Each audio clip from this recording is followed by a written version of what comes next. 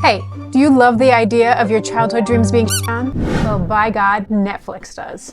Hey, and welcome to Trash Pickins, where we watch trashy holiday movies so you don't have to. Tonight, we're going to be breaking apart The Merry Gentleman on Netflix. So this season, like every season, we're obsessed with playing our favorite holiday movie bingo. So what is holiday movie bingo? Basically, it's an opportunity to watch as many trashy movies as you possibly can and try to find those iconic moments and tropes that make them truly a trashy holiday movie. So if you haven't downloaded it already, check out our link tree in the description. Make sure you've downloaded your bingo card.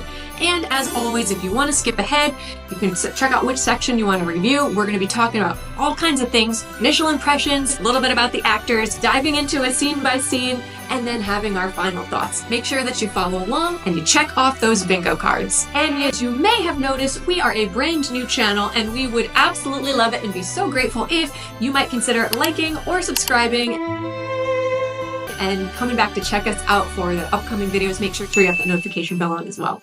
Let's get picking.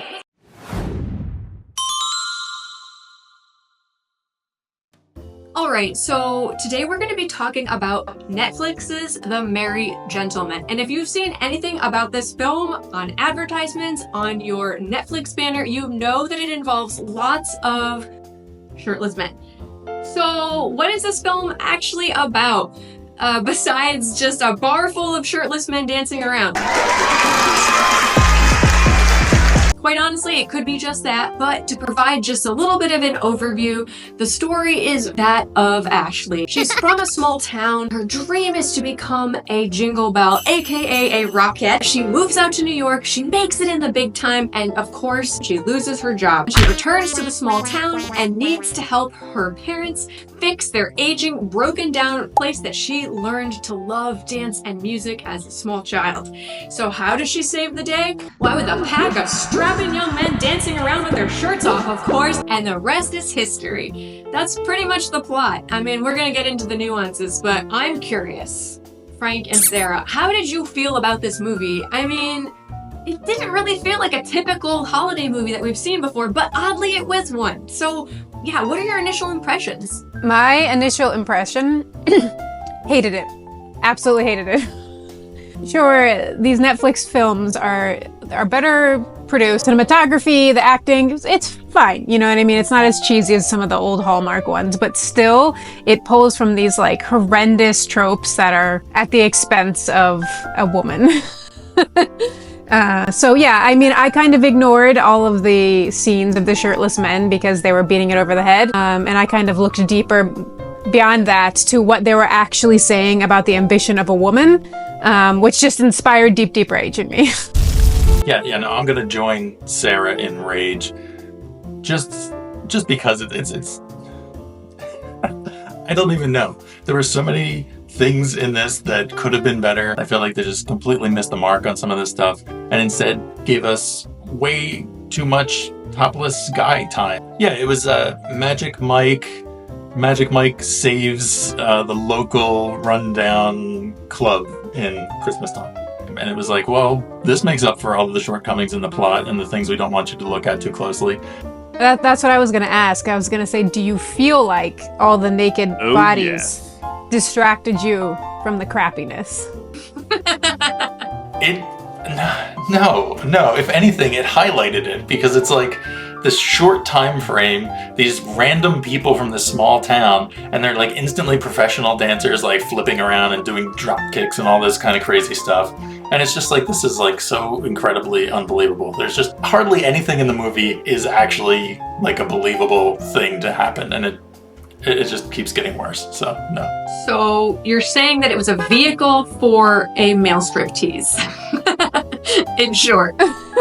Yeah, actually, I agree with that. I feel like when you say unbelievable, I feel like that's a really good word for this, because even though all of these movies that are about Christmas magic tend to be about things that are magical and unrealistic, this one in particular, I feel like that even like some of the stereotypes of the characters, they just like got wrong. And they made them do things that were like so unbelievable that it was beyond cheesy. For sure, I got that too, and we'll definitely get some great bingo squares for those. So my initial impressions of this film, I was like, you know what? This movie has finally shown that Netflix is self-aware when it comes to holiday movies. Like Hot Frosty, they did something where they brought in a whole bunch of comedic actors, maybe a little bit more well-known actors. But in this case, they went so hard on pandering to a female audience or a straight woman audience. Netflix, why it's necessary, right? They have put out 2 movies now that feature some incredible abs. And it's like back to back. Like, why not put a different one? Like, spread them out a little bit.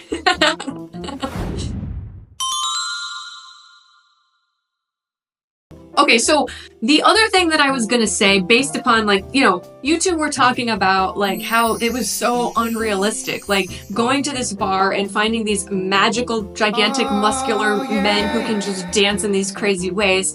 You know, actually, it made me really curious about the actors, and so I did a little research on the actor and the actors, and I wanted to point out that the person who played Troy, the bartender, right? So Troy only had, like, 1 or 2 lines maybe. So he actually is a dancer, a model, a choreographer. He teaches at a Broadway dance center in New York City. And he's actually performed with Usher, Travis Tritt, The Kin, Nick Jonas. He was in this like Pink music video in 2012 and he's known as like this hot, sexy guy. He's primarily like a dancer and the modeling and he does all of that. Yeah, it's unlikely you'd get someone quite like that in your local bar, but he really elevated the film, honestly, when it came to those dance routines, because they were pretty amazing, honestly. I mean, to be fair, they were great. I'm so glad you said that he works in New York City, because literally the point of that film is Anybody who works in New York City as a dancer is a fucking loser.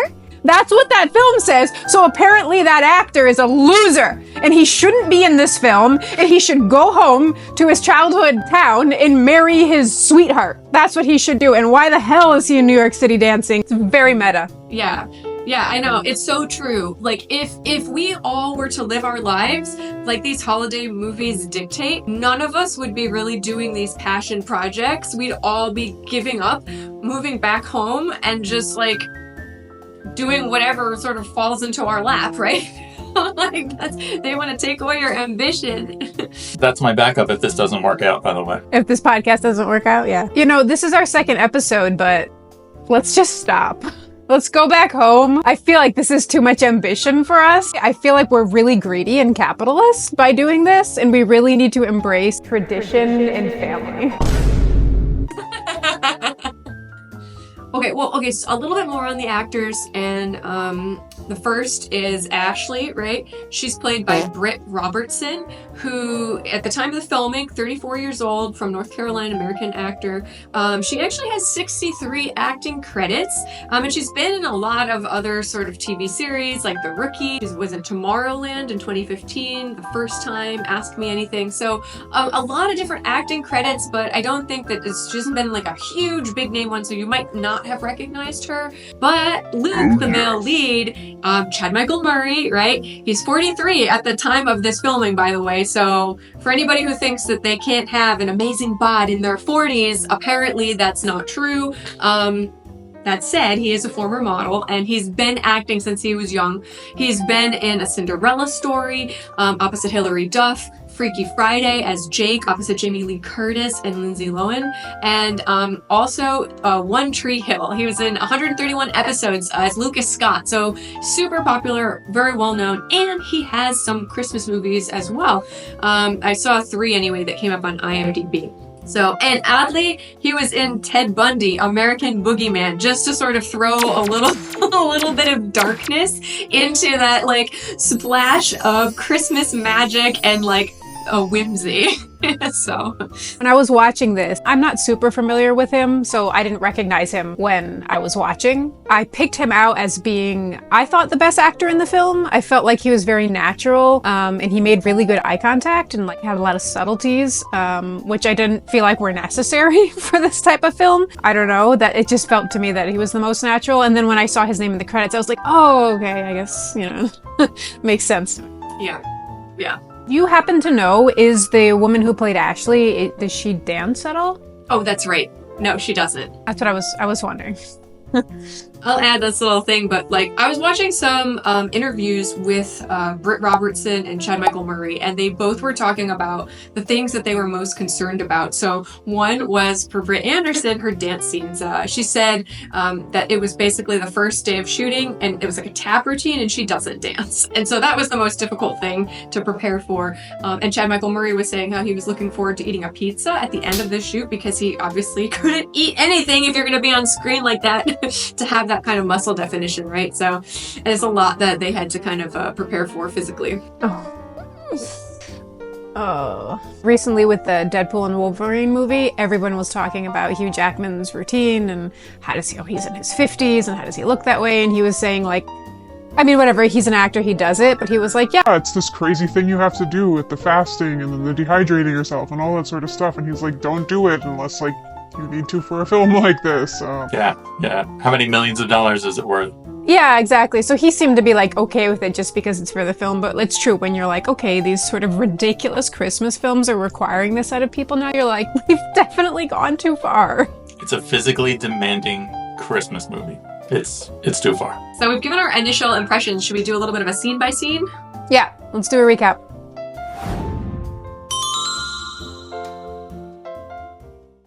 Everyone has a childhood dream, whether it's to be an astronaut, a unicorn, or just grow up and to achieve something great.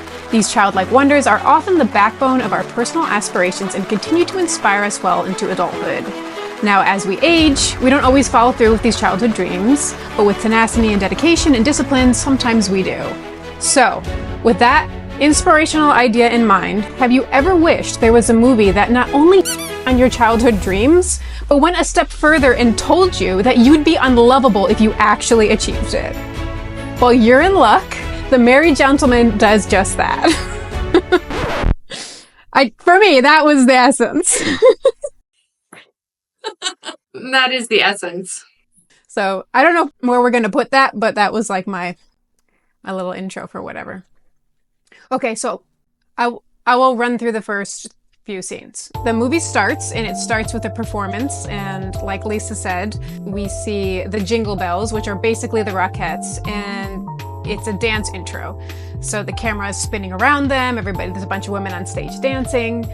Presumably this is on Broadway, a high-class dance. I said, I felt like they actually did have a diverse cast of dancers in terms of the types of women that were represented there, but overall they just didn't really seem professional, and I didn't buy it, even though I could tell they were supposed to be fancy high-class dancers. Then after that scene, we go backstage and we see Ashley, our protagonist. She runs across a newbie dancer, and this newbie dancer kind of indirectly insults Ashley and says she's old. So Ashley's a little flustered by this, and then of course immediately she gets called by her boss, and her boss says, You're fired because you're old. and so Ashley's really upset. She protests, it doesn't matter. And then she goes out into the hallway and she screams. I loved that scene because like the way they edited the scream, it was like kind of muffled. And because it was muffled, you couldn't tell like if it was supposed to be funny, like are we laughing at her pain, or is it supposed to be like a sad emotive scene? You can't tell. Well, okay, so first of all, I totally agree. Obviously, they're Rockettes. They're supposed to be Rockettes, these Jingle Bells. Rockettes have to be the exact same height.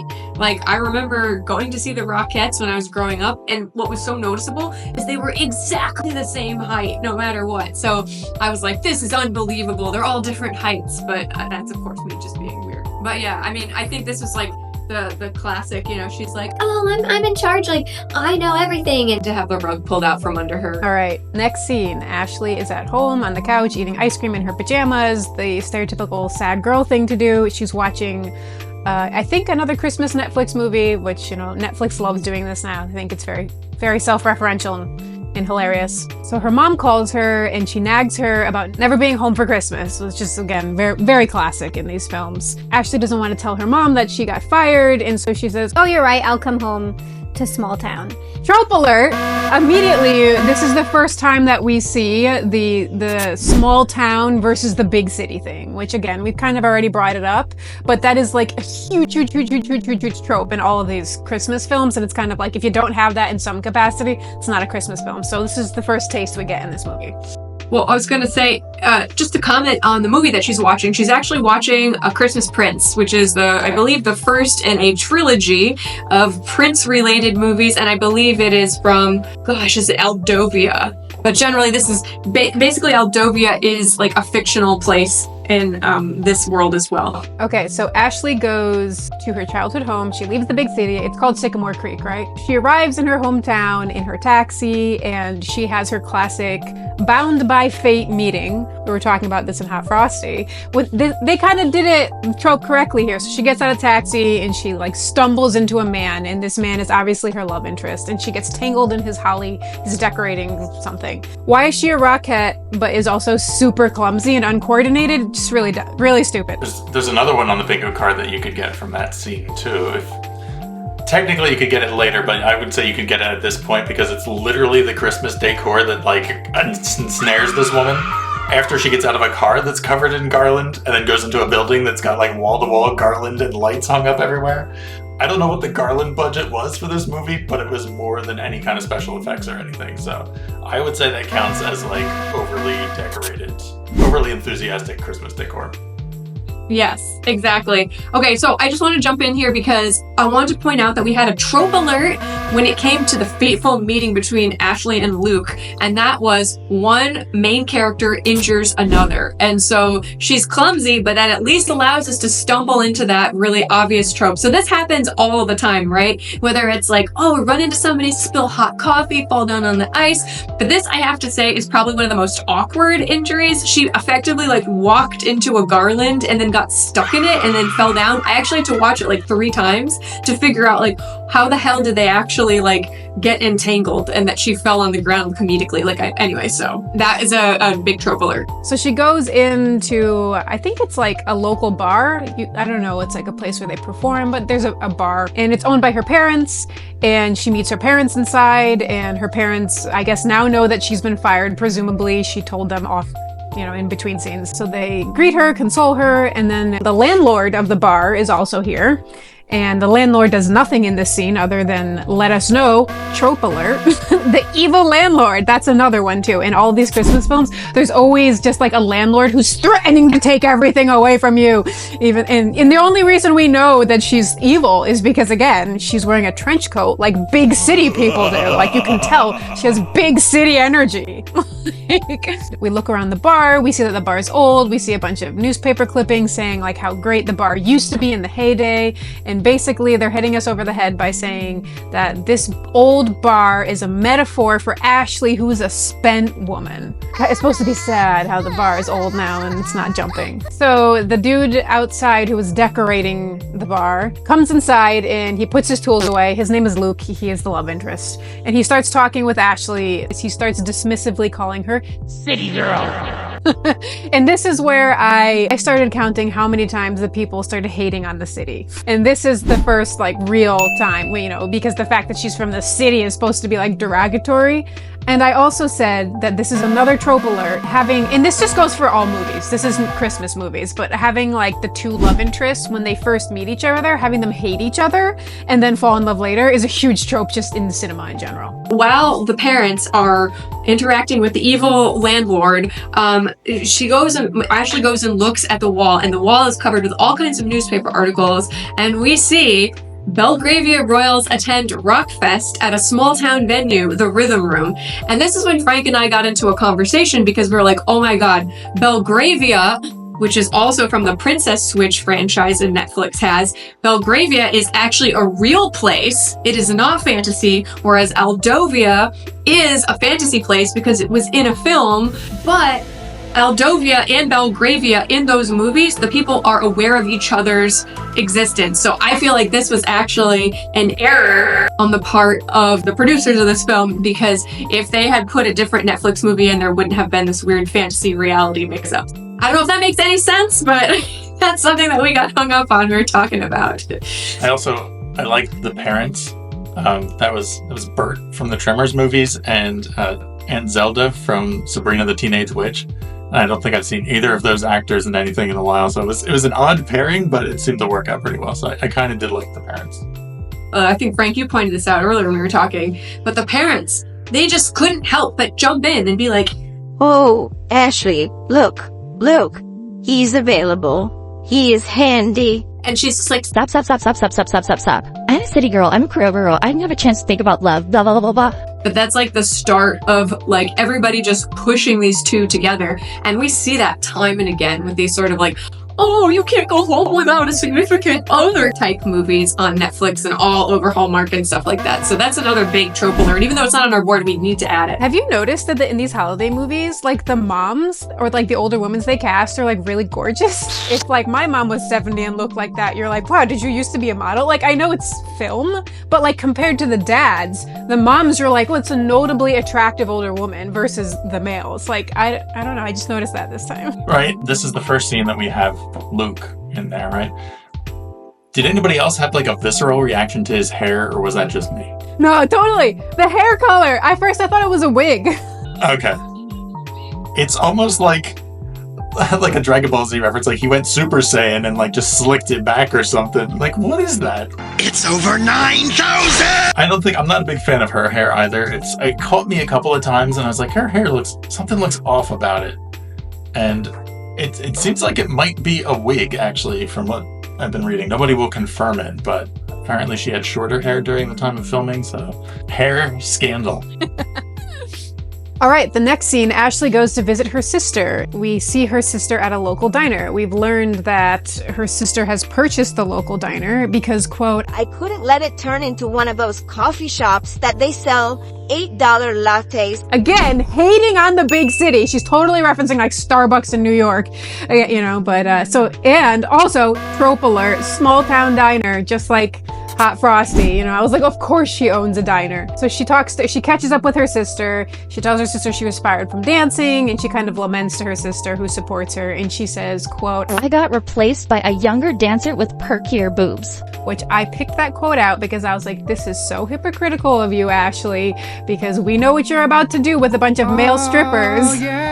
If you're mad about objectifying bodies and not being good enough, why the hell do you become a weird strip joint? But anyway, at the diner, Luke shows up. For some reason, he's following her, and I guess he's getting his lunch at the diner. And the sister, just like the parents you said, Lisa, acts as a matchmaker, and she says, Oh, Luke, please give Ashley a ride home. they both don't want to do it, but they do it anyway. As they're driving home in the car, they sort of, I called it hate flirt with each other. And then he drops her off at her childhood home.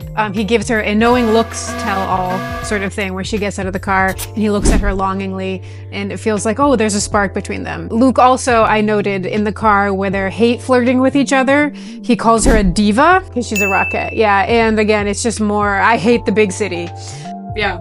That's so okay. There's another time when he sort of makes fun of her for being in the city, because when her sister Marie at their diner, they're basically like, oh, she's like, Oh, I'll get a ride home. I'll just call it a ride share or something. and he's like, There's no ride share here. We're not in the big city. something along those lines. So yeah, yet another way that he makes fun of her. The other thing that I was going to say is this is an opportunity when she's talking to her sister Marie, we get a sense more of what's happening behind the scenes, which is also kind of funny because how could she not know that this has been happening to the Rhythm Room if it belongs to her parents? Are we just assuming that she hasn't spoken to her parents in like years, that there's no act, it's not doing well? It's kind of odd. That's what happens when you live in the big city. When you live in the big city, you are selfish and you have no idea what's going on with your family. You're completely disconnected from your family. All she's doing is drinking $8 lattes and taking Ubers up and down Broadway. Like, Yeah, that's true. All the morals, all the family values evaporates with that $8 latte. Yep. But her sister basically says that nobody's coming to the Rhythm Room because now anybody can get seen in a 30-second TikTok, right? They don't need places like the Rhythm Room. So this is their attempt at sort of like, cultural reference and trying to be modern and reflecting how all these people make it on TikTok. So it's kind of a little awkward. I always feel that it's a little awkward when films try to do this. And this is a very clumsy line. It's a very clumsy movie. But so my thought when I saw the scene with the sister in the diner and she talks about how she saved it and how she sells her cookies there, was that this was another holiday movie somewhere that they didn't, like it's like the same kind of plot to the movie we're watching, except cookies and ads are exchanged. Like, I feel like that was the plot of another movie where somebody bought a diner so she could sell her cookies and save the place and got married to Roger, whatever happened. And now, like, this is the sequel where her big city sister comes back and has to save the parents. Like, I know it. I don't think it is actually a movie out there, but it had the feel of it, and it was just like, why are we getting so much backstory on this sister who has very little to do with this movie from here on out, and like no backstory on Luke aside from that he hates city women for reasons. But I was excited about all the different cookies. Like the fact that the cookies kept coming up and they were like different flavor cookies, like somebody put a lot of thought into the cookies that her sister makes. It should have just been its own movie. I would have watched that movie 100 times more. Well, speaking of cookies, I have to say this is like my favorite comedic physical comedy scene is when she gets a big cookie and it's like covered in chocolate frosting and sprinkled in crushed candy canes, and she literally just shoves her face into it and then it gets all over her face. Anyway, I thought it was hilarious. Oh, you liked it? Well, it was bad. It was so bad, but I loved it because it was like, how should I put it? It was like a moment of authenticity in the actor's eyes where that's like, she has to do this and try and act, and there's like actual stress in that, and somehow it translates into this like goofy, awkward, like truly awkward scene, and because of it, I found it like hilarious, so. That's fair. I think it just inspired rage in me because it was like, oh, look how cute this little klutzy girl is. I don't know what the stereotype of like a girl who's like late for school, tripping down the stairs, like shoving her breakfast in her mouth, like coughing, and it's like misses the bus, like it's supposed to be really cute. Like I feel like that's what they were doing for her. Yeah, again, she's supposed to be a Broadway dancer. You'd think she'd have a little more body self-awareness than that, but whatever.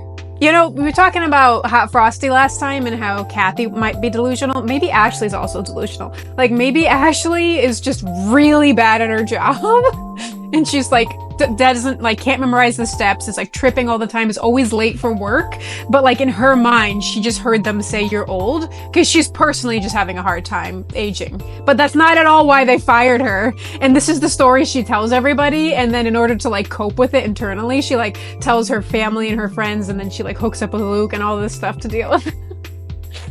Yeah, exactly. I love it. And then she like sort of shames other people. Oh, her perky boobs made me lose my job. All right. In the next scene, Ashley gets dropped off by Luke after they're done hate flirting with each other. She enters into the house, is greeted by the family dog. And also, this made me so mad. Her sister is already home. And her sister greets her, and it's like, why did Ashley get a ride with Luke then? Like, it made me so angry, because when they were at the diner, her sister was like, Luke, can you drive Ashley home? I'm gonna be busy closing up here. I won't have time to drive her home. And then when Ashley gets home, her sister's already there. And I was like, like maybe she was lying to hook them up, but it's still, it just, why wasn't her sister like, dude, you're already home? What the hell? Like, Well, Roger was there too. So her and Roger had gotten home by that time. Yeah, that doesn't make any sense. Yep, I gotta go. My sister needs a boyfriend. Or like Luke takes like the long road. I mean, if you see they're in that green screen car, it's like, it's sunset. Like they get home and it's freaking dark and they have left and it's light. Like I understand that like, you know, daylight savings or whatever, but it's kind of an insanely long drive. she went like 95. She passed them on the highway. In fact, like Luke beeped at her and they didn't realize it was her. Okay, so I just want to jump in because it starts with the most adorable character in the film, and that would be the little dog that comes running to meet Ashley as she walks into her sister Marie's house. This dog is so cute, and I was like, that dog is not like a movie-trained dog, and I actually looked it up, and his name is Gizmo, and he belongs to one of the producers, and he just makes all these appearances just like hanging out with the cast. So anyway, that gets my gold star best acting moment of the film, even though he's not like professionally trained. He's amazing. I knew you were going to talk about the dog. Yeah, of course. I have to talk about the dog. Why did they dub like that weird bark in for that tiny little puppy though? The weird dog noises they use just didn't match with the dog at all. But the dog is very cute. I would give you that. 5 stars for Gizmo.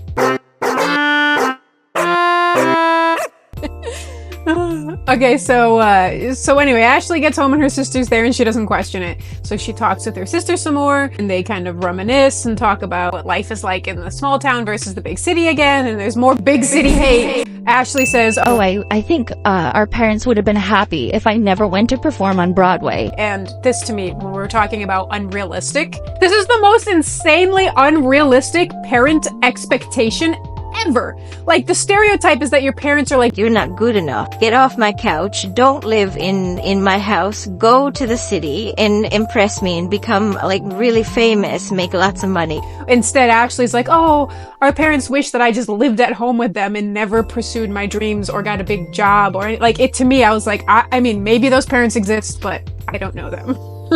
Ashley keeps talking with her sister, and there's a self-aware joke here where she's like, Oh, stop trying to set me up with Luke. I don't need a man to be happy, blah, blah, blah. Yeah, well, okay. So this is another scene where we get judgment thrown at City Girl yet again. In this case, it's basically saying that all folks who are from the city are feminists, and that's awful. Because basically Marie asks Ashley, How's Luke? and the response is, Women no longer need a male companion to solidify their happiness. We can vote, too. it's like, of course, the snarky response has to be this like hyper woke feminist city girl, and that's like seen as problematic. It's just crazy. Like, yeah. And then also randomly her sister starts talking about her dating life, and she reveals that she once dated a stripper, and they both think it's so funny, and she doesn't want her husband to know, which I think is really weird. yes, and then you're right. The stripping seed has been planted. The next day, it's morning, Ashley goes back to the bar, I guess to visit her parents, and she sees Luke again, and why is he always there? We don't know. I guess he's the repairman, whatever. So he's fixing a broken sink shirtless because he got water on his shirt, and semiotically, this scene demonstrates that Luke has the hands and the know-how to make Ashley wet. Literally, because he says, can you grab that? And she holds it firmly, and then he impresses her. She literally says, Wow, that's impressive. and he stands up and turns the water on, and the water flows. They're literally saying he's making her wet. But yeah, she comes across freaking Luke with no shirt on for some reason. Like, what handyman would come in there and be like, oh, I gotta take my shirt off to work on this sink? Like, it's weird, right? It's a little weird. Yeah, oh my god, water on my shirt. Oh, can't handle that. So I believe it is intentional, because there are a lot of throwaway lines that characters have where it's just like blatantly sexual. Like Roger, when we first meet him, he has a line that's like, Oh, yeah, the old tight end's not as tight as it used to be, or something, and then he walks off. And it's just like the whole movie is full of these like cheesy lines. So, in this moment where it's very erotic between the two of them, the evil landlord busts in again and reveals to Ashley that her parents haven't been paying rent, and that the landlord wants a juice bar to take over the lease and basically kick out her parents. And again, big city hate, because everybody, Ashley is like, Juice bar. Ugh. and she talks about it in a tone as if it's kind of some sort of like big city hipster gentrification, which to me is insane to feel like, reference gentrification, because she lives in the suburbs with a bunch of random white people. It's like the white people f***ing suburbs here. And I'm like, you're not being gentrified by a juice bar. Like, are you kidding me? But anyway, that's what they were referencing. And then, so basically, Ashley's afraid that her parents are going to lose their bar, so she devises a plan on the spot, and she convinces the landlord that her family is in the works to basically pay back the debt. And the plan she comes up with is, we are going to host male stripper shows here every night for the next 10 days in order to raise the money. And then, since Luke is there, she just says, Hey, look at this, one of our strippers. and Luke is, of course, like, oh yeah. he just accepts it. And again, trope alerts. We have to save this small town business or this small town location is a huge trope in Christmas movies. Like, I feel like 90% of Christmas movies I watch, there's some sort of fear that some like small town staple establishment is going to go under, and we have to figure out a way to save it. Yeah. And I think that the landlord, Denise, she really is a Scrooge character. She's like a modern Scrooge character in that way. She plays the same role in terms of having this ticking clock and you're gonna lose, and it's like very miserly. Even though she's not outwardly like that. That's the sort of role in the plot that she plays. And Denise says some really helpful lines that get our pal Ashley to dream up this whole stripper scenario. So these are actually a few of these lines I've heard in the trailer as well, so they love these. But Denise says, "It was a town stable. Now it's a hole in the wall with holes in the wall." And then the other is, "You need a doctor because this place needs life support." and then she's like, Doctor stripper. in her head with like all these lights going off, and then of course the male dance review, and somehow she pulls the merry gentleman out of her butt, and that's the title, and it sticks, and it's great. No workshopping. It is what it is. Yeah, so I think the seed was planted by the sister. It was fertilized a little by Luke and his abs, and then she was put on the spot, and the landlord says just the right thing, and you just see this idea bloom in her head, and it's just an ab tree with guys with no shirts dancing around and the jingle bells or something. Actually, when you put all the pieces together, it kind of just seems like Ashley's really horny. Like, she's like, I haven't dated anyone in a while, and I don't really want to date a man. I don't have time for that. And then her sister mentioned strippers, and that's like all she can think about. And she like subconsciously comes up with this idea about strippers in the next scene. It's like... I was gonna say, just because of the styling bugged me for the landlord character. At the end of the movie, I was like so puzzled. I had to go back and rewatch all the scenes with her because it looked like she was wearing the exact same outfit every time. But what's worse is it's not. If it's a different outfit, but they're so similar that the differences are like minute. It's like a slightly different shade of tan. There's like a hole in one shoulder or something. It's like, and then she's got that big pale overcoat over the trench coat over it the whole time. I don't know why they stuck her in that palette the entire time. I don't know if it's like symbolic of something, but it was really disturbing. It was as disturbing as like the hair that keeps like throwing me off through the movie. And like every time she shows up, she's wearing like this white brown thing. Like, what? Somebody get her some colors, please. She's a beige mom, right? That's another sort of city thing too, right? She's a snooty beige mom. Oh, it's a city thing. She just got off the train from New York, and she's like bustling with her fancy $6,000 bag and... All right, so next scene, Ashley now has to follow through with this crazy stripper fantasy she came up with and told the landlord, because now she's, the pressure's on. She recruits a bunch of like rando men in town, the guy behind the bar, Luke, who's the repairman, her sister's husband. Basically, there's a montage scene here where Ashley is training them to all be strippers, and none of them seem to have a problem with it. They all have insanely good physiques, and they're fine dancing effeminately. So to me, I was really shocked that these men were like fine just taking off their shirts and like moving their hips around. I feel like if I went up to, I don't know, like my local gas station guy and was like, take your shirt off and like move your butt around, like it would threaten him so much. So again, yes, tropes here. Like Lisa said, trope alert, the montages, and then just eye candy. They had a scene here where they were measuring the men to like create outfits for them, and we got close-ups on their abs and stuff like that. So eye candy. Then also Ashley and her sister do some PR. They've made a bunch of flyers and they pass them out around town. We see Ashley basically being like, oh, come see my dad's performance. And all the women of the town are uninterested. And then the sister's like, Come see some male strippers. and all the women are like, ah! All of the women really want to go see the strippers, as if like none of them have had an orgasm in years. Like that's how it comes across. Yes, there's packs of thirsty cougars and hot frosty and packs of thirsty women here. So that this starts, I don't remember what, but basically they have 10 days before the first showing, right? So the montage is 10 days to turn a former high school tight end who is now like a line cook and a bartender and a handyman into professional male striptease dancers. 10 days. It's a lot. Right. To that point, though, we have to, I don't know if we highlighted it, but it's $30,000, somehow the big number that they have to reach. So, okay, my second favorite scene is when Roger is dancing with Gizmo in a baby Bjorn. So the little dog is like dancing. Those are like the best scene by far. And the other thing though is like there was a crazy visual sexual innuendo. There's like this part when like I think they're going into measuring them, the camera pans across this mirror. We see Luke sort of from the side, and he has his arm in front, and you see like the head. Yeah, so his arm is out, Ashley's head is facing him, and it really looks like there's some dirty stuff going on, and I was just like, what? So they are peppering this film with sexual innuendo. It's insane.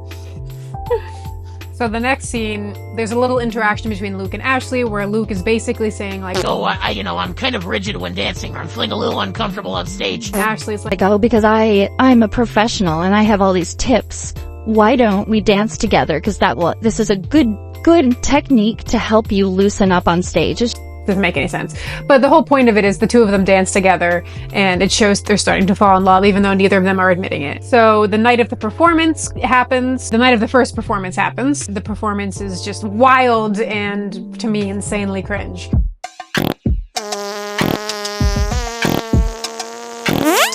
The women in the crowd scream like it's a stereotypical bachelorette party. The landlord is also there, because Ashley invited her, and they keep showing shots of the landlord like standing in the back, and we're like, oh, is the landlord gonna approve or not? And in the end, of course, because the landlord is also thirsty, who's not getting any from her husband, she loves it. Then when the performance is over, her and her family and all of her strippers celebrate, and they say, what a success. And this is where it all starts for me. The father says, We haven't made that much money in one night in years. and so when he said that, I was like, what the f-? Okay, so I won't get into it too much, but I'll start a little bit.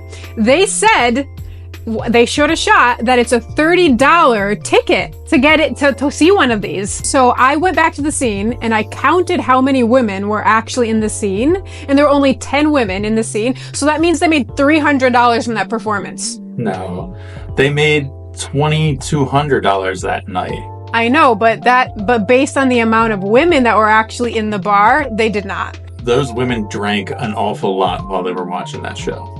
Okay, that's fair. If you count the drinking, maybe that's the missing piece, because they didn't say that. Because I was only counting the amount of tickets sold, and that's what drove me so mad. But anyway.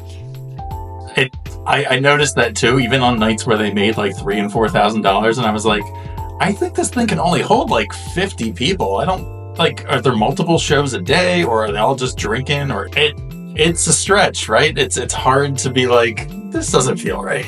Something's wrong here. And so anyway, at the end of this, Luke gives Ashley a toast, and he says she's such a great director, choreographer, and he gives her the cheesiest necklace in the whole world. It's like a stupid gold wreath, and I love it. He puts it on her, and he clips it over her hair, and then he leaves it that way. Like, her hair is underneath, and then the actress has to turn around and like pull her hair out. And it's like, thanks, Luke! And so also, this is another trope alert. It's basically the same thing as the meaningful ornament. We're starting to see now the meaningful ornament is becoming the meaningful necklace / meaningful ornament. It's some cheesy ass Christmas object that's supposed to be very mean. But anyway, that's that scene. It's like the most meaningless symbol, but he's like, Oh, it's like when we stumbled into one another, when I knocked you over. That's what it commemorates. It's like, what? Like, okay. Okay, so another thing I wanted to point out in this scene was that this is the start of like the friendly face in the audience situation, because he's all nervous. Luke is like hyperventilating. He's freaking out at the start of this whole scene, and that's when Ashley comes in and she's like, Just look for my friendly face. And there's also like a reference later. There's another quote to like, it's not who you perform. It's not that you perform. It's who you perform for, or something like that. Something stupid. So we'll see that quote show up time and again, and this becomes an important plot device, as silly as it is. So I just wanted to point that out. Oh, and I love these like one-liners, right? So when Luke is giving a toast to Ashley, at the end he says, Thanks for taking a chance on a guy who didn't want one. Right? So Luke's all like a buzz. He loves her. And I just want to point out that this is like really like a big pet peeve of mine, is like their romance, their chemistry. Like, there is no sexual tension. There is no tension. There is no conflict. There is no chemistry. They get shoved into each other's faces from day one, and sort of like their arc is like from 0 to 60 in 10 days, and then they're like really into one one another, and there's no tension. There's nothing that sort of keeps them coming back. It's like there's no payoff. It's unbelievable. And I think I was so shocked at this moment when he was like, Here's this wreath. to remember him by, as if he's going away forever or something. Like, I don't even know. So that's like a big pet peeve, is their relationship arc just it's not typical, and it doesn't work. I mean, I guess it's the whirlwind romance trope, basically. It's true, but like usually there's more of a there's more of something keeping them apart. There's more tension. There's more conflict between them getting together. Like at this point, it's like within the first third to one half of the film, and they're already like, they're already together. There's no question. It doesn't make any sense. There was no transition, right? It went from like hate flirting, right? The spiteful, flirty comments and stuff, to like, well, now she's teaching me how to dance, to like, well, I'm going to give her this gift, and now we're going to look at each other, and now like, okay, I guess we like each other. It's like, I feel like we missed some steps. Luke and Ashley go on a walk somewhere outside after the event. They have a heart-to-heart talk about their relationship. Luke reveals that he moved to Sycamore Creek for his ex-wife. Even though they divorced, he stayed in Sycamore Creek because he says it's the best place on earth. And again, more big city hate. On their date, they find like a random Santa Claus on the side of the road, and they like take a picture with him. And then after that, Ashley comes to the realization that she misses performing and she wants to keep engaging with the theater. At the top of this scene, I was just like, could not believe that there were human-sized nutcrackers lining the street. So they're like walking down the street, and they're just like 8 of them. It was like the craziest thing I'd ever seen. Anyway. I know. I mean, that's the type that the white suburbs do. I think it's weird, like, because I'm comparing this movie to Hot Frosty because we just watched that. And it's weird that this movie requires as much, if not more, suspension of disbelief than Hot Frosty did. Actually, I had like a momentary thing where I thought there was going to be Christmas magic. When they went to see Santa Claus and the elf is like lined up with the camera and the shot hesitates for just a couple seconds, and I'm like, is this another thing with the camera where there's a flash? And then nothing. And it was just, that's a Hot Frosty flashback, I think. I was like, oh no, there's going to be a flash and Christmas magic happens. But it was nothing. They give us your best ho ho ho, right, for the picture, and then you just get the shot of them gazing lovingly at each other across Santa Claus's lap. It's like, look, their relationship is progressing. Yay, there's no problem with pacing in this movie. This is all happening on a normal and expected rhythm. Why do you ask? The other thing is that we actually hear from Ashley in this scene that she all she ever did was perform, but she's amazed that she actually loves being a producer and doing choreography. So apparently, even though she was pursuing this dream of hers in the city, it wasn't her real dream. She missed out on being a striptease choreographer her whole life, and only returning home does she have this amazing realization. Yep, this is where the rage is for me. It's like, I think later on, they say that the striptease has brought culture back to Sycamore Creek. And I was like, oh my God, the stereotype like that we always hear, or even it's stereotypical, but people are actually treated this way. If you're a sex worker, everyone's like, I'm sorry for you. Like, don't you want to get out of that line of work? Actually, in New York, you know the stereotype of those dudes who go on the subway and dance on the poles. Like, a lot of them actually do stripping. I have a friend who does it, and he says that he'll perform on the subway. He'll perform at wherever he strips, but he says his hope is actually to raise up to become a better dancer. Ashley, it's the other way around. Ashley's a rockette, and she wants to become some sort of like sex worker organizer. It's like that's fine. That can happen. There's nothing wrong with that being something you truly aspire to do. Like, it's usually the exact other way around. But anyway.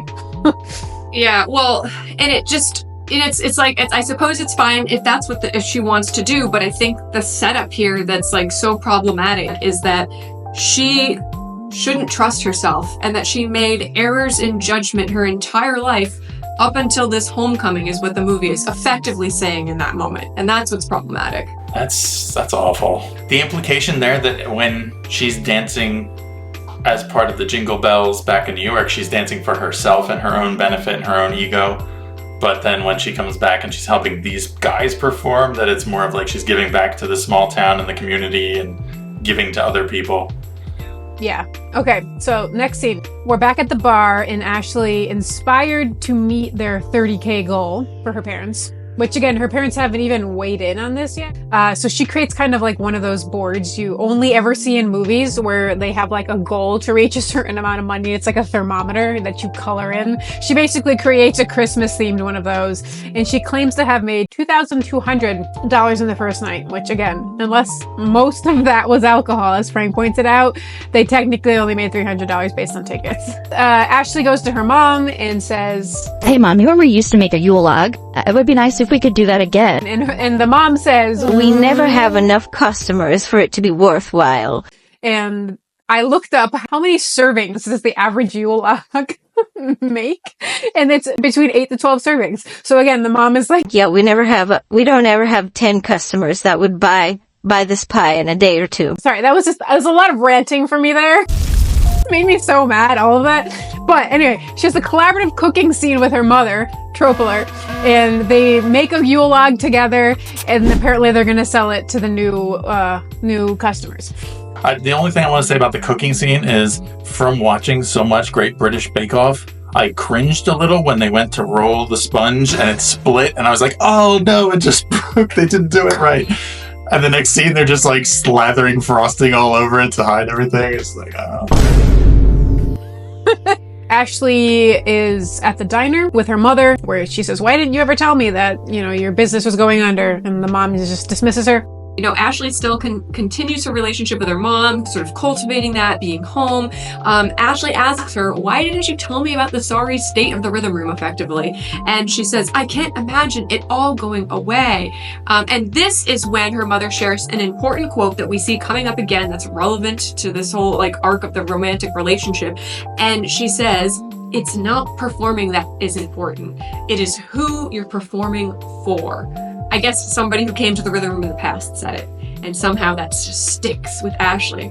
So that's just an important moment. While they're at the diner, they get a newspaper and they receive their first review. Just, so cringy.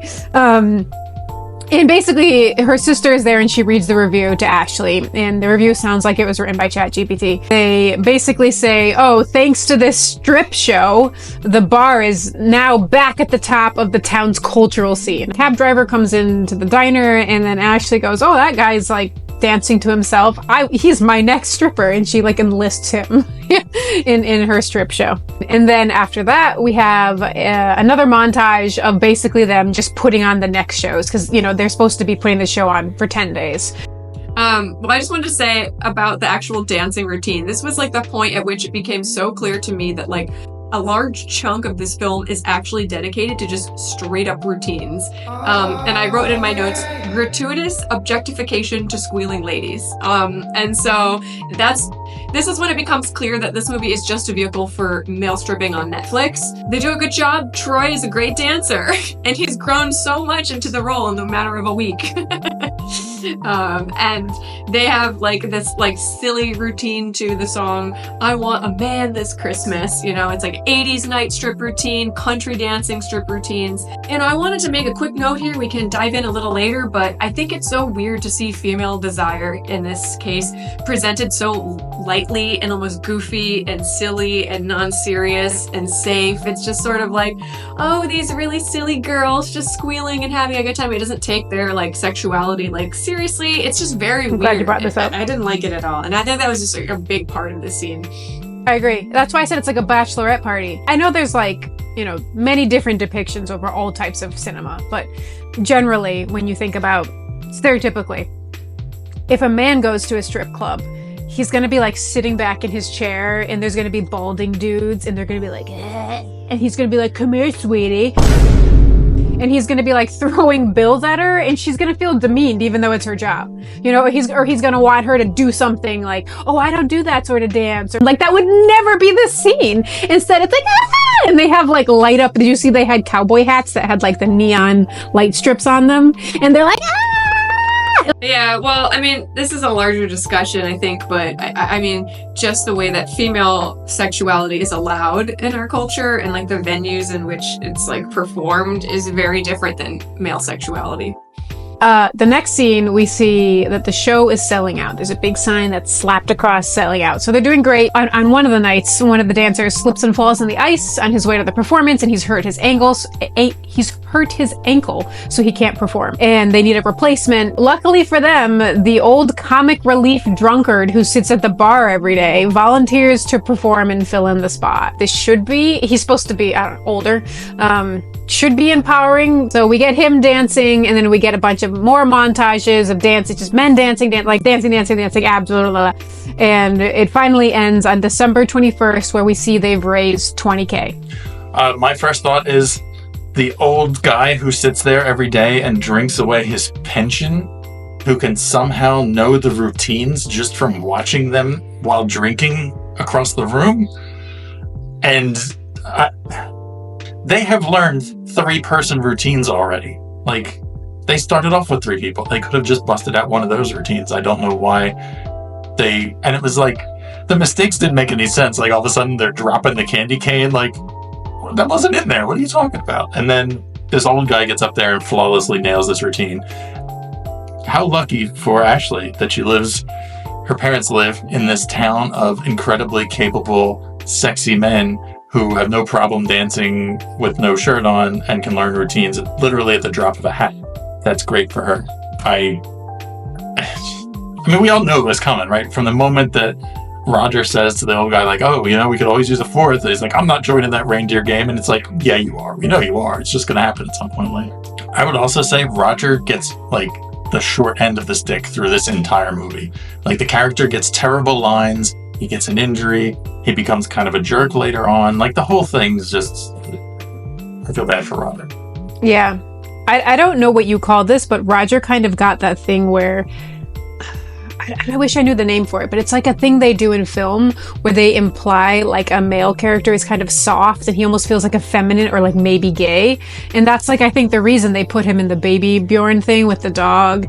And that's why he injures himself. And that's why his wife is like, oh, I used to date a stripper. Don't tell my husband. And instead of that being perceived as like they're lying, instead they're laughing at his expense. There's something about him being like this man who really cares about his wife and will step in to be a stripper to help her. But instead they laugh at him for like not being alpha. And I feel like that's the stereotype they gave his character. Ashley and her sister at the diner again, and they're watching the news. Strippers are being interviewed on the news, and this is basically just to demonstrate that the show is getting a lot of hype. So the stripper, Troy, joins them for breakfast at the diner. He talks to Ashley and basically reveals a little bit about Luke's sad love life. He reveals that Luke was also from the city, but his evil ex-wife left him to go back to the city. And again, big city hate. The wife is evil because she wanted to go back to the city. Ashley is then given the task to deliver Luke his food for lunch. So she drives over to Luke's place and we see his cool, badass male woodworking barn that he lives in. I don't know if he lives there, if it's just his woodworking barn, but he owns like a really big barn that he does woodworking in because it's very masculine.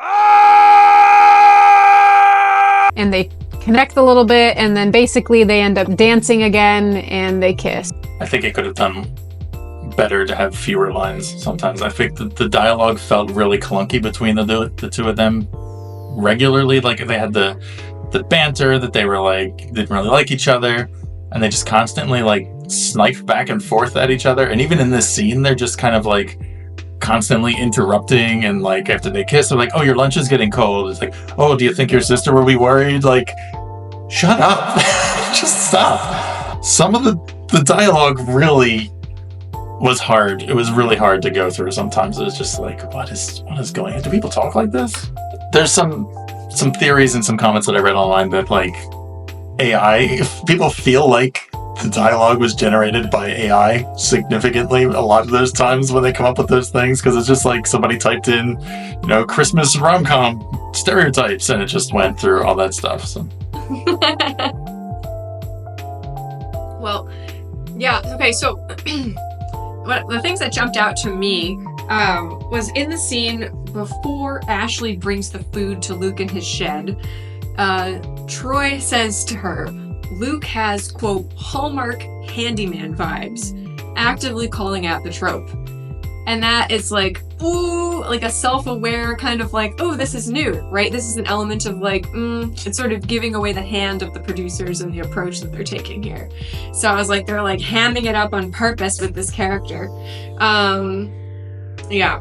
So that sort of was striking. And the other thing is, I thought it was so funny how like gigantic and clean and well decorated and clearly expensive Luke's handyman shed is. It was crazy. And then I just thought it was so funny that like Ashley sees this table that he's working on and he's like, No, don't look. and she like still looks, and then so that, I don't know, that just bothered me. And then she sees this like weird hand hewn sort of like Christmas tree. She's like, Look, you're an artist. I mean, not to say it was that bad, but I was like, okay, it's just a little cheesy and whatever.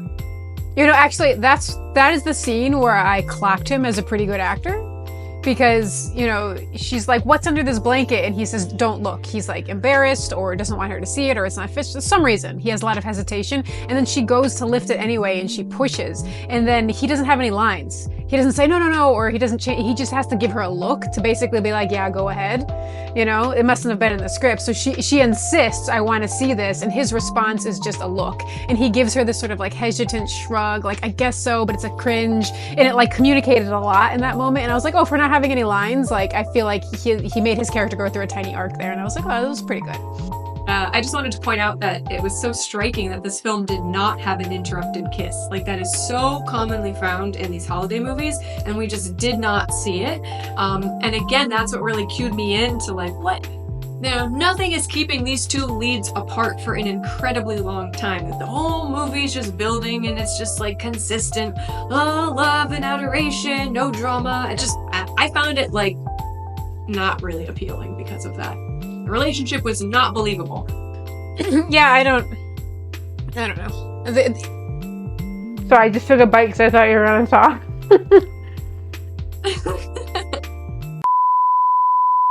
Next scene, after their terrible witty banter, like Frank said, she leaves the cool masculine male barn. She goes back to the bar. It's now December 22nd, and we see her stupid thermometer, and they've made $23,000. So they're getting close to reaching their goal of $30,000. She gets a phone call from her old boss who works at the Jingle Bells / Rockettes, and her boss says, Oh, we made a huge mistake by firing you. You know, all the newbies, you know, they're not as good as you. They can't handle this rigorous business. We need an old woman to do it. Basically. So she says, we made a mistake and I'd like to hire you back. We're going to give you a 20% raise and a 3-year contract. And Ashley's like, Oh wow, I'd be crazy not to accept this. so she basically says yes. But, you know, she's a little conflicted because the stakes are high. She has to travel back to the city like right then in order to take that deal. She goes out and she talks to her parents and she says, hey, this is the offer I just got. What do you think? And they shame her and they're really passive aggressive. And then she goes and talks to her stripper crew and they strongly disapprove of her taking the job and they all feel abandoned by her and act like little children. And then she talks to Luke about her taking the job and Luke gets so mad at her and also like a child storms out into the street fuming. Luke reveals to her that the only reason he decided to do the show with her is because he had feelings for her. This is strong resemblance to kind of that thing you hear where men to take a woman on a date and then pay for the dinner and then expect that because he paid for the dinner, he's gonna get sex afterwards. And when she says no, he gets really angry and storms off. And it felt a little icky like that. So I figured you guys have a lot to say about this insanity. Yes. So, the one thing I wanted to say is, well, first of all, by now, if you haven't put small town versus big city trope on your bingo card, this is obviously the time to do it because here it is when effectively Ashley's soul is being weighed in the balance of, is she a good girl who's going to stay in this like quiet Midwestern town or is she going to give it all up? And she's just baffled. She says, quote, my whole life has been leading up to being in that show. The other thing is when, Ashley meets with Luke and says, quote, I'm leaving permanently, and then tells the guys say, what about our show? Like, your whole career, your many years of living in New York City and performing on Broadway and making a ton of money. What about our 2-week performance run? Like, anyway, so I just really was annoyed when they say that. And then to the point that like Luke is triggered, he says, quote, "City girls are all the same," as he's like storming out. And then he says, quote, "I was falling for you. I'm glad you showed me who you are before I did," which is the most awkward phrasing ever. Ugh, yeah, it was really gross. Yeah, no, he definitely... It's so entitled. It's insane. You know, people talk about this all the time in like the dating scene about, you know, when should you put a label on it? Like, when is it okay to keep dating other people? You know, because when you're dating, often a lot of times you are going out on multiple dates to see if it works. And that's kind of expected in like the first month even, right? And then like past a certain amount of time, you say, okay, now we're exclusive, assuming that's what you want to do. And it really feels to me that for some reason, Luke in his mind thought they were exclusive before they had it's insane. 10 days, no conversation. It is such an intense ownership over her, and the fact that he feels so convicted, that feels almost outdated in 2024, honestly. Yeah. I definitely see that. I think the other thing that struck me is that he is just incredibly emotionally unstable, and that like you never see like men that emotional and like distraught in these shows too, which I thought was kind of interesting. So it's kind of like everybody's like, oh, and we get this quote later, but he's a really, really, really nice guy, and he's so nice and he's so good. And it's not to say that you can't be good and also have some like emotional regulation problems, that's fine. But it was just kind of crazy where it's like, how did he get this reputation of being so good when he like freaks out, flies off the handle, like abandons her, doesn't pick up her calls, doesn't understand that she has like goals in her life too, that like, you know, her life shouldn't revolve around him, that she could do things she wants to do. It's just crazy. I was like, why did he get the good guy label? Like, I think at this point I had another issue with the choice of the character for Ashley. I feel like it would have made more sense if she was younger, and I know that the whole age plays into it, but her parents say something like, oh, these kinds of opportunities only come around once in a lifetime, and it's like, well, no, she's already done this for 12 years, so this is like twice in a lifetime. And like, you know, her mom kind of says, well, you know that more than anyone, so, you know, they understand that that's a silly thing to be kind of pinning this on. But if she was younger and had tried out and didn't make it, and then went home and then got a call to go and do it, I feel like that would add more drama to this. Like, she's going to go back, she has a 3-year contract, she gets a big boost. She was already struggling to get the job done when we started the movie. Like, I don't have confidence that she's going to go back and keep that job or even like excel at it anymore. We've seen her fall 3 or 4 times. Like, it doesn't feel like it's a serious option to pick that. Next scene. Actually, wait, I want to say one quick thing about that last scene. I just forgot because this relates to my intro. So the fact that she gets this job, which was her dream, and then she wants to, you know, take the opportunity, and she tells everybody around her, and pretty much everybody disagrees with her and feels hurt and betrayed and sad. Luke is the most important one, says he doesn't want to be with her, more or less, right? He's mad at her, doesn't want to be her friend. So the actual message here is that if you follow your dreams, you're unlovable. Oh, yeah.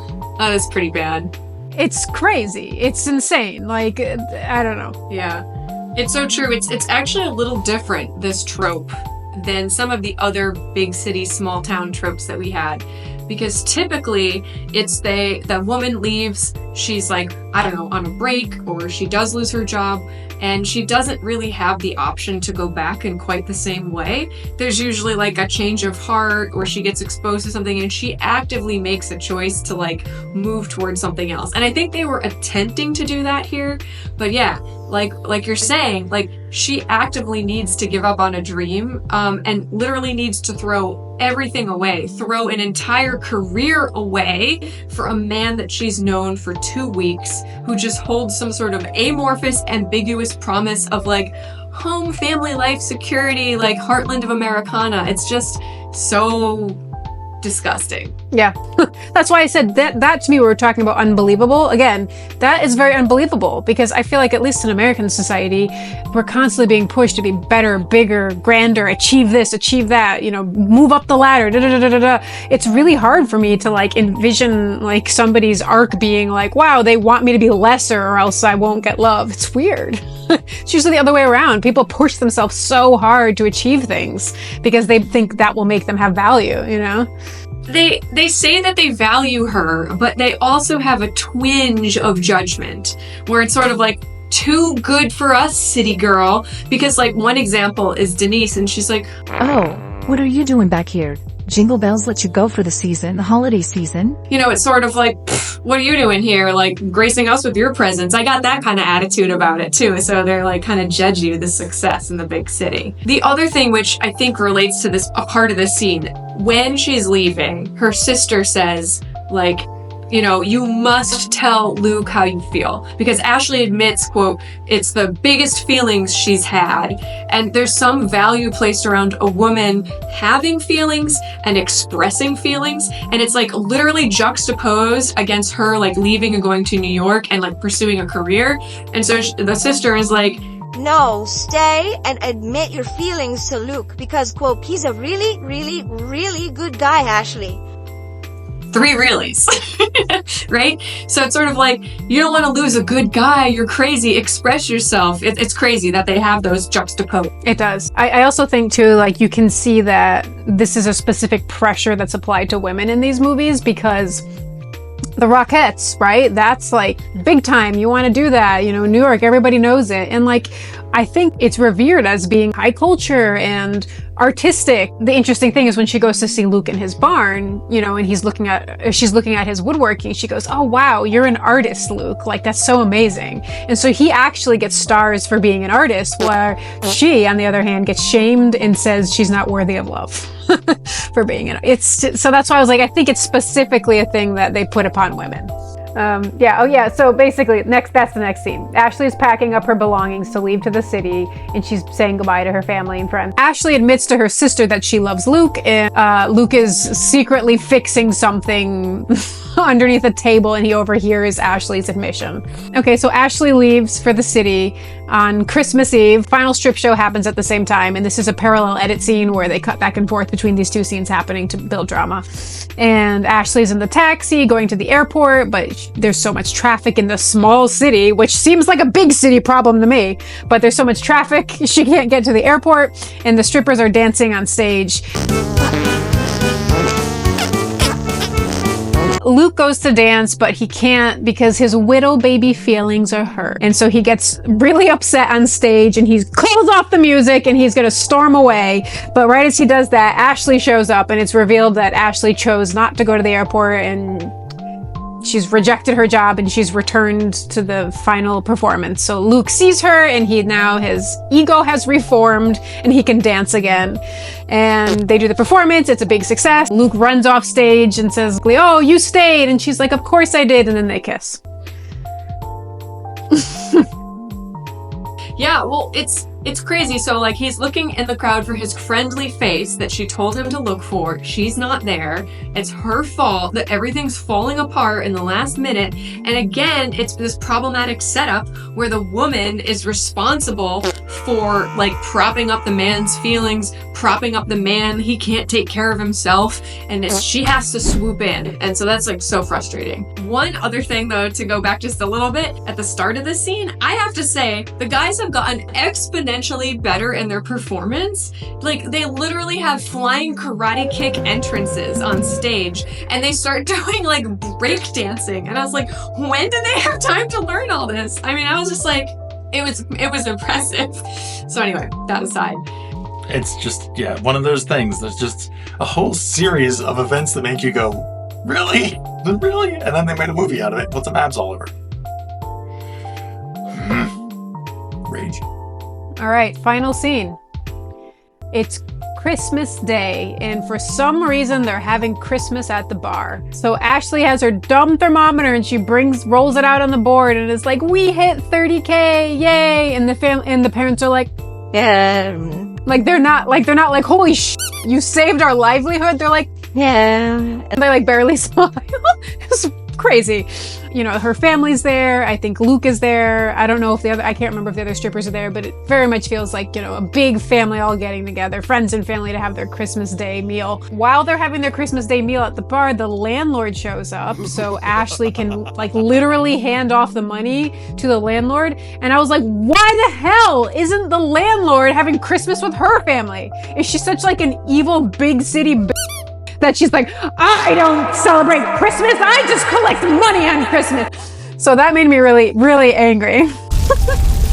She didn't need to collect it that day because January 1st is when the new lease would take over. So she literally has the 26th through the 31st to actually collect the debt. So it doesn't make any sense. The ticking clock doesn't even work in this context in the film. And also, it's like a ragtag group of misfit strippers and like other random people that don't have other places to go, which is fine, right? You know, the family that you select, yeah, right. It can be anybody, but I just found it odd that it was like all of the staff and all. I know. They don't have any family. None of them have family except Ashley. Yeah. Speaking of him being like a tortured artist, he made that table, right? And that was the table they had Christmas dinner on, and nobody said anything. It was like no acknowledgement. You just got like a little panning shot of it, and it's like, oh, I guess he finished the table. Maybe somebody will say, no, nothing. That's okay. Yeah, so the last little bit of that scene here is that, you know, Ashley reveals, I've decided to stay in the hometown and I've rejected the Rockettes, and what was I thinking? And then she says, quote, all I wanted to do was to be on stage, but none of that matters if you're not surrounded by the people you love. And that's when the movie ends.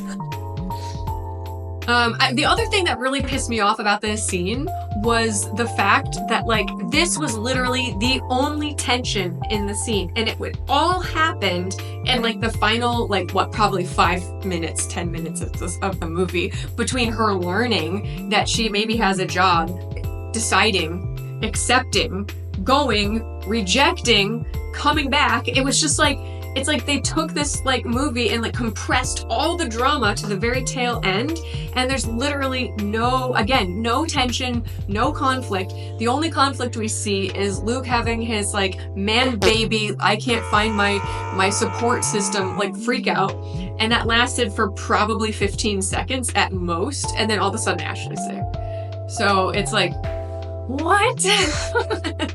Well, you know, now that we're talking about all this, this is like the weird undertone about the big city versus the small town thing here, is that the age at the beginning, she's fired because she's old, right? That's what they claim.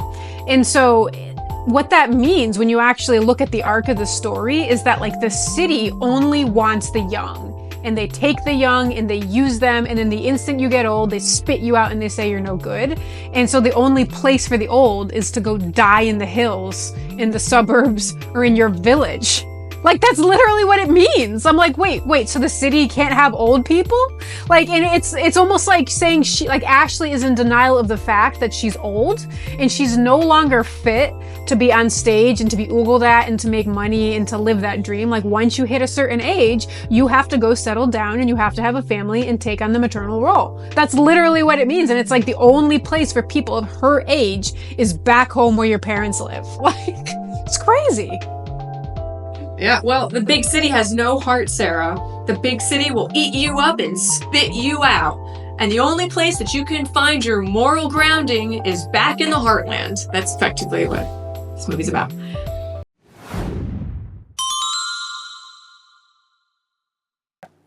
So I have scoured the internet to find some comments, what other people thought about this movie, to see if it aligns to what we thought or if we're just way out in left field. So let's see what we've got here. First one I pulled off is, this movie is so bad it hurts. Appropriate. Let's see here. The Merry Gentleman is your above-average Christmas movie, fit with charming leads, good supporting cast, interesting premise, and cute dance numbers. Always imbued with a pinch of holiday spirit. It's worth a watch if you're in the mood for a light Xmas movie to relax and have some good vibes with. Sounds good, but they gave it 2.5 stars. Oh, okay. That redeems it for me. I was like, cute dance numbers, relaxation. Those aren't the words I would use to describe this, but at a 2.5 stars, okay, no, that's fine. Yeah, still taking it down there. Next one. This is probably the worst movie I have ever seen. This town has the 10 horniest grandmas ever. They forked over 30 grand in about 2 weeks. Accurate. That's a good one. Much like a good souffle, all the right ingredients, only to fall terribly flat. The abs made it bearable, but only just. Disappointing, as it had some really great actors in it. Yeah, they just tried to hide. It's like the bouche de Noël that they made, where they cracked the cake and they covered it all in the frosting to try and hide it. The abs were the frosting in the bouche de Noël of this movie. Here's a good one. This one I feel like resonates. This movie was terrible. Too many leaps of faith to believe anything going on. The ongoing bad wig, the lack of chemistry between the leads. I wish there was anything to redeem it. I feel like I could have written something like that. That's... Yeah, I was gonna say that sounds like that's you. Did you not just throw in your own thoughts there? No, I did not. That's fine. Oh, somebody actually, this is a decent review, 3.5 stars. I thought it was cute, I just didn't love the ending. Spoiler alert. Of course the girl had to give up her lifelong dream for a guy. Would have been cuter if he realized his mistake and her passion and went to find her. That is a good point. Yeah, what if they both went back to the city? Because he's a city boy after all. Some comments from Reddit. I know that's way beside the point, but $30 cover charge is totally fantasy. That is pretty hefty. That's pretty hefty, right? Maybe I'm just not used to Hallmark-style movies, but this movie is so bad that I am still in shock. This one's a longer one here. It says, the title is, it's 2 out of 10 stars. This is from IMDb. Smells like written by AI. This movie was so cringe and stereotypical, I just couldn't stop laughing. It really seems like AI wrote it with the prompt, make a Christmas movie with all the rom-com Christmas movie elements. The dialogue is basically just the characters throwing cliches at each other, not really saying anything. Like someone already said, this looks like the first version of the script. Even as a first version, it would be so bad it should not have been made into a film. Was it a comedy? Unintentionally, yes. But no, it really isn't a comedy. Romantic? Well, it tried. There really was no effort in the waiting, and thus the actors weren't given any chance to shine. It's pretty decent. That's good. Yeah, that very much fits in with everything we've said. That person thinks like us. Are there any ones that gave it 10 stars? Not that I came across. The overall ratings are pretty mediocre. It's like a 4 out of 10 or a 5 out of 10 in most cases. So it's not like it doesn't seem to be getting the rave reviews. I mean, obviously. So the abs are not raking in the 10 stars, the 5 stars. That's my takeaway from it. There are more abs in this movie than stars in its rating.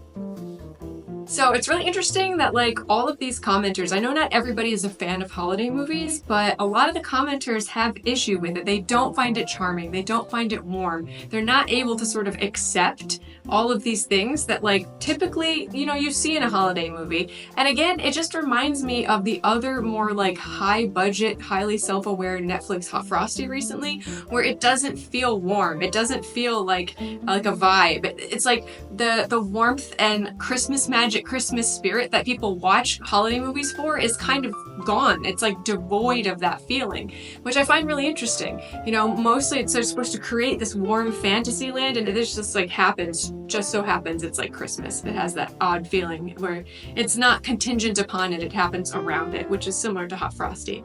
So just kind of interesting that they actually are extracting the magic of these movies with these films. It's very odd.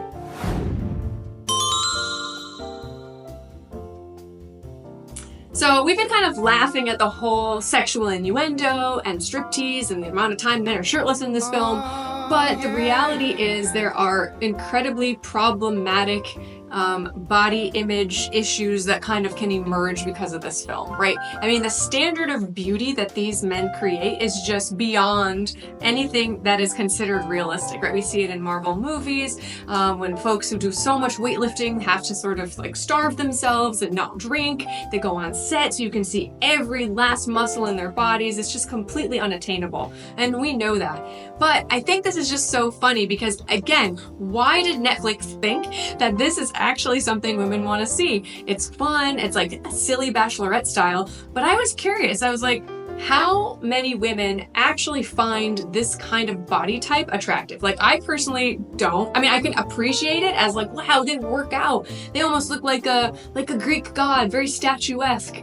But I found a couple of surveys.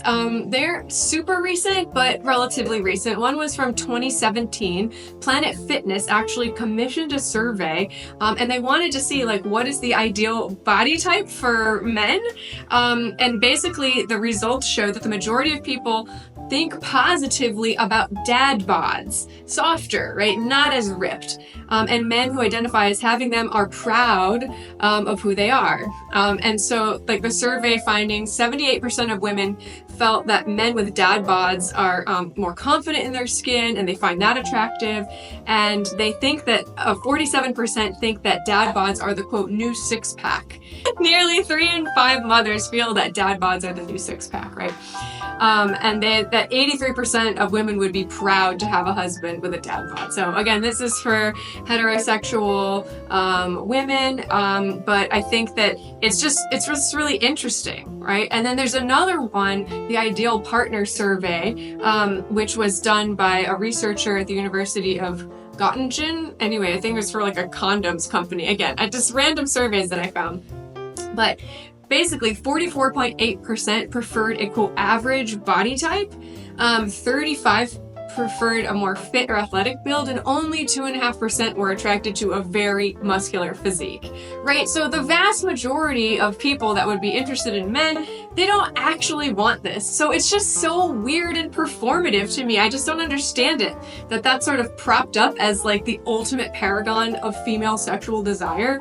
And then they kind of make fun of sexual desire that women express by making them squeal like little like girls. And then it's just like this unattainable physique that also makes men feel probably like, oh my god, I could never achieve that, you know. Anyway, so there's just a lot packed into that, but I thought that was an interesting sort of piece of research to overlay with this. I mean, like in general, I added up the total minutes of ab time. Yes, it's over 15 whole minutes where the guys are like practicing without a shirt on, or just have like suspenders on, or one of them has no shirt on and they're having a serious conversation. There are so many serious conversations had without shirts on. I'm thinking of starting the practice myself just to see if it helps. I mean, how do you feel, Frank, as like a male watching this? Like, how does it make you feel about your own body? I didn't feel bad about myself seeing it because I know that's never gonna be me. Like that one dude, the bartender guy with his like 300 ab muscles popping out there, that's impressive and good for him. It's amazing to be able to do that, but you know, I don't feel any compulsion to start doing sit-ups or anything right now. I'm happy with the dad bod, and you know, actually I was surprised that you can actually see like chest hair on a couple of the guys. You have to like get in really close and like, not that I was, but you can like get up to the TV and it's like very fine and short. Usually they don't have that. So as somebody with a lot of hair, it's nice to see that represented. Like that's what I fixated on. I was like, okay, good. You know, it's not just like everybody's been waxed and, you know, buff polished and starved for 3 weeks and there you go. But yeah, it is still kind of, I guess I'm not bothered by it too much. I don't think it's like, I realize that it's more about the fantasy than the reality of it, right? So like, when you go to strip clubs, it's a fantasy thing. That's why you have all these really extreme body types. It's not exactly what you're into. It doesn't mean you're gonna like want to marry somebody from, you know, a strip club or something. So it doesn't, I mean, yeah, obviously it happens, right? But it's not, I think, what most people are going there thinking. Like nobody's going into that like, I'm gonna go find my wife or my husband in this place, you know? That's what I think. You know, well, actually, Frank, I think that you stumbled upon something really important there. You said when you go to a strip club, you expect this, so it doesn't, you know, bother you as much. And I think that actually might be the key to this, is the fact that it was literal. You have these men who are super buff, super shredded, like crazy bodies, but they're strippers. And I wonder if it would have felt different if he was just supposed to be a repairman and not a stripper. Like if he was supposed to just be a taxi driver that was ripped. You know, because when you see people doing everyday things, but they look that good, that's when you make the comparison to be like, oh, I'm also a cab driver. Why am I not shredded like this guy? But when you say, oh no, he's a stripper, of course he's shredded, you know? Maybe there's like more forgiveness there. Yeah, no, that makes sense. I think the other piece of it related to it, I mean, I think for sure anybody who has to work to get their body at that level needs to prioritize working out and eating and pretty much nothing else. Like, and that is a very, you know, potentially crazy making disordered way. No offense, I know people are obsessed with it. I used to do similar kind of stuff, but it can sort of take over. It takes a big amount of real estate in the brain and in one's life. So, you know. Okay, so now it's time to take a look at our holiday movie bingo cards and see what we got. Obviously, we talked about the small town charm versus the big city, but another potential runner-up is the woman who gives up a high-powered life. And we also had one main character injures another and excessive holiday decor. So there's some that we can play around with, but what do you all think? Where would you place this one? You know, it's true. To me, it really is between, you know, big city versus small town charm, and then the woman giving up her high-powered life. You know, this one really exemplifies that. But for me, I'm gonna vote for like all the big city hate. They hate the big city so much in this movie. So I'm doing big city versus small town. I mean, you also had the Belgravia and Aldovia shout-outs going on in there, right? So that counts for the bingo card. I really want to go with the excessive Christmas decor just because it was like literally strangling the main character at one point, and I feel like there was garland on everything in that movie. Like, short of the dancing, like the dancers didn't have garland on them, but they did have Christmas lights occasionally, so the decor was a lot for a struggling small town bar area. So I'm going to go with the excessive decor. Wow. Okay, I'm definitely gonna go small town charm versus big city, but I have to say the woman gives up a high-powered life is so close for me. I'd almost call it a tie because that is so contingent. It's just like literally giving up her biggest dream. It's crazy. So I'm gonna do a tie. Yeah, that's fair. I feel the same way. Honestly, this one, you know, it could be a toss-up. I feel like you could go either way. So, I mean, you can make a case for any of them. So, would you recommend this? And is it trashy? Definitely trashy. I don't know that I would recommend this one. I don't feel any sense of satisfaction for having watched it. And I've watched it several times and it felt less and less satisfying. So I don't really think I would recommend it unless you want to see kind of like a spicier Christmas movie where there's 15 minutes worth of topless gentlemen dancing around and things like that. But if you want to watch a movie with your family or your parents or something, like, this is probably not the one that you want to go for. It's just a little awkward at times. So I would say pass unless you really are in the mood for, Chad Michael Murray's abs. You know, it's funny, Frank. I was going to say the same thing too. Like, I actually wouldn't recommend this. Like, it's not necessarily any worse than the other Christmas movies we watch, but it's just, there's so much like male objectification and strippers and that it actually like really detracts from all of the holiday tropes. And for me, if I were to recommend a Christmas movie, the Christmas movie needs to be trashy in the fact that it focuses on the holiday tropes and not focuses on the sex appeal. So it's just too much sex appeal for me, and I feel like I wouldn't recommend it for that reason. It also is absolutely trashy, but no, it doesn't win my stamp of approval for garbage. Yeah, I would agree. I do not feel that this was effective, and I would not. It's trashy, but for the wrong reasons, if that makes sense. It's not trashy holiday. It's trashy, just yeah. But I think that yeah, it's just trashy. So yeah, definitely wouldn't recommend it. I feel like I totally agree with you. There's way more sex appeal than there is romance and like magic and like just a feeling of something special and charming. All of that, it's not there. So I would have to give it just a bit messy as our trash can rating. Which sounds good because it's just a little bit messy, but in our rating system, that's actually bad. That's the low rating because it's not the good kind of trash that we're looking for. It's just like a not so good movie. Yeah. Yeah, we have a very specific criteria of badness. And this movie did not satisfy our craving for bad. No, it didn't. It didn't. So, sorry, merry gentlemen, you did not dance your way into our hearts.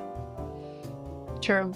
But it did inspire me. I live in New York City, and it did inspire me to give up my dream on being an artist and go, I don't know, live somewhere in New Jersey. Or no, sorry, Vermont. Vermont. Yeah, sorry. I'm just trying to think of a place that's closest that's not the city. I gotta go like to New Hampshire or Vermont. That's my bad. You gotta go more into the heartland. Mm-hmm. Thanks for joining us on Picking Some Fetid Stinking Trash, and we look forward to additional ones throughout the holidays, and we've enjoyed doing this analysis with you. Comment down below and let us know what you thought. We are a new channel, so we would really appreciate it if you'd like, comment, subscribe. I know every YouTuber tells you to do that, and you're probably sick of hearing it, but we would really appreciate it. It is the giving season. So also, let us know if you've ended up doing the bingo and what trope you've chosen for this movie. We'd love to have conversation about it below. Make your case. Bye.